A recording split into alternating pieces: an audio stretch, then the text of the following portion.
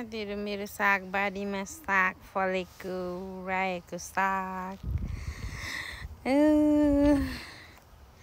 मेहनत गर्यो भने कसो नहोला त हैन। हेर्नु सागको पत्ता कत्रो कत्रो छ हैन। यहाँनिर यता फर्किरहेछ अमौ यहाँनिर हैन। ओ यहाँ होला यत्रो मेरो रायो साग यो बिउ राखेको हैन। यहाँ पनि बिउ राखेको छ भर्खर फुल खेल्दैछ। यो चाहिँ छैन फुल खेलेको। धेरै टाइम लाग्ने रहेछ। एकदमै खुसी छु के साथीहरु यसपालि चाहिँ मेरो रायो साग एकदमै राम्रो भयो। हेर्नुस् पत्ता त्यति लामो।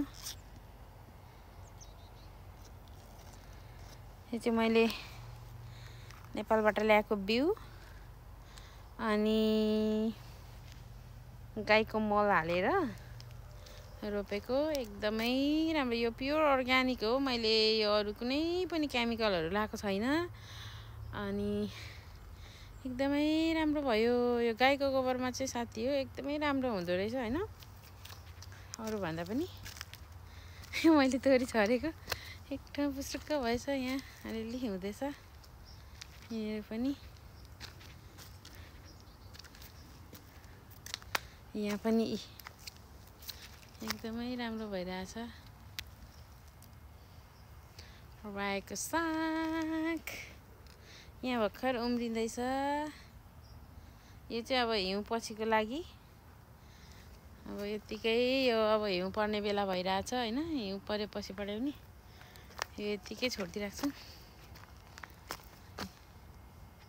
यस्तो राम्रो भएको छ नि यसपालि साग गाइस। यो गाईको गोबरमा चाहिँ एकदमै राम्रो हुँदो रहेछ। यहाँ पनि एकदमै राम्रो भएको छ। यहाँ तलतिर यो सबै मैले गाईको गोबरहरु लगाएर यहाँ चाहिँ बहिनीहरुले रोप्नु भएको त्यो यो एकदमै राम्रो भएको छ। कति धेरै खाइरहेछौं हैन। कति 2-3 महिना हुन आँटिसक्यो। 3 महिना धेरै भइसक्यो होला लगभग मैले सागहरु नकिनेको। यहीँनिर भइरहेको छ मजाले खानु पुगिरहेको छ। यहाँ त झन् कति धेरै खाए हामीले र पनि आइरहेको छ। म कति बाँडिरहेको छु अरूलाई पनि दिइरहेछु र पनि यति धेरै भइरहेछ। वाउ एकदमै खुसी छु है म चाहिँ यसपालि यो रायो सागबाट चाहिँ सोचेको भन्दा पनि मजाले फलेको छ क्या। I am so happy. अब यहाँ म हो यो तोरीमा पानी लाउँदैछु।